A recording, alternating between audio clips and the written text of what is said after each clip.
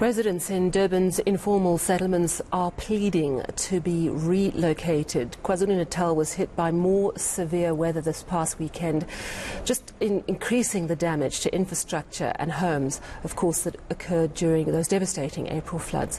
Cooperative Governance Minister Nkosazana Dlamini-Zuma and eThekwini Deputy Mayor Pleading Mdluli visited affected areas today, and our reporter Lethiwe Mdluli has been following the story. She joins us live from our Durban studio now. Lethiwe, I know that you've been speaking to people who lost their homes in the past weekend's flooding around Lake. What did they say to you?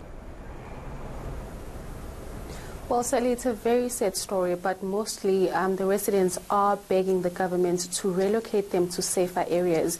We've been hearing the same message from residents across Durban over the past month, where they are asking government to move them to these safe areas because where they are living right now is not safe.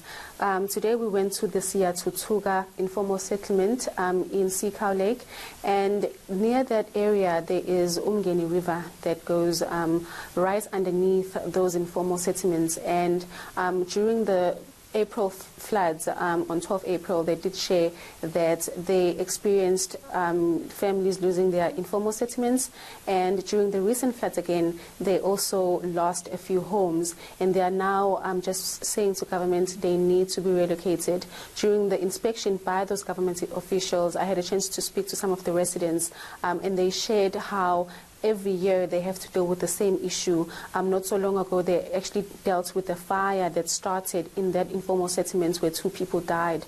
And there was a result of a candle falling onto a mattress, and it started a fire. And then there was the flooding in April, and now the most recent one over the weekend where hundreds of homes have been lost. And they are saying that they need a plan because government doesn't seem like they have a plan on actually moving them to safer areas, or just they need government officials to come and talk to them so that they will explain to them what is the plan moving forward. You'd understand that over the past month also we have been visiting those shelters, those community halls where people are being homed currently, and most of them have been saying that they haven't heard anything from government, like a proper plan on when they'll be moved. It's quite a sad situation, and now they're asking when is this going to happen. While speaking to some of the residents in Siyathutuga, this is what they shared with me. To be honest, nje ukuzizifikela lento le mina ngokwami, as much as I can say, I just don't understand at all nalento yema informal settlements ukuthi why esakhona, because the government engayenza nje ibe lula singaphili sibe nama issues anje ngalawo akuphela umjondolo. That's what I can say. As long as abantu benganiwa oblankets, benike ibhontshi, banike into okudla, but still I understand mina ukuthi why vele zomele still le problem each and every time. Ekubeni ngabe siqeda ngayo inkinga ingabe khona at all. Mhlawumbe ngabe kungcono besikhuma ngama formal settlements, uyabo, because le yenza sense, because vele ngenzeka ukuthi umhlaba ukho right. Kodwa kungcono sendaweni e-right, because angicabanga ukuthi khona ubala eSouth Africa bangahlala into enjengalezi enjengemkhukhu kanje. Kuba nini njalo sizozama ukulungisa ukuthi sekuyimjondolo ukushiya imjondolo kwalimala abantu. Yabo ayenzi sense. I think government semele ithathe seriously. This is too much. This is too much. And Lethiwe, we know that people who lost their homes in the April floods have not yet been accommodated. We also know that officials are being very careful about trying to make sure that they rebuild properly. What exactly are the officials saying about doing this quickly but also properly so that this problem doesn't occur again and again? Well, Sally, we know that over 6,000 people are currently in those community halls where they're receiving better shelter. But now the government is saying that they're trying to identify land where they can build temporary housing units. They have shared over the past week that they have had a bit of trouble trying to identify land that is suitable for these units. The Human Settlements MEC last week did share that they're going to start moving these people into these units. So far, about 100 units have been built. The Kokta minister, I spoke to her a bit earlier, she did share that they have about 100 units that have been built so far, and those families are going to be moved into those shelters. But unfortunately, there's over 6,000 of people that are homeless. And now with the recent floods, that number is going to increase.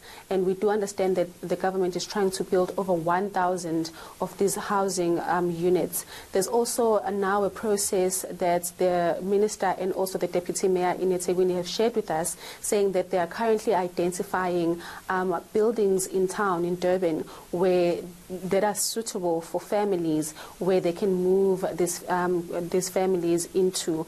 We actually went to some of the buildings today and we did inspections with them. We saw the buildings. They're standing, but they do need more work for them to actually move in people. We saw that there's no windows, there's no electricity currently, so there's a lot of work that needs to be done before those families can be moved into those areas. While speaking to the COGTA MEC, Nkosazana Dlamini Zuma, a bit earlier on about government's plans, this is what she had to say.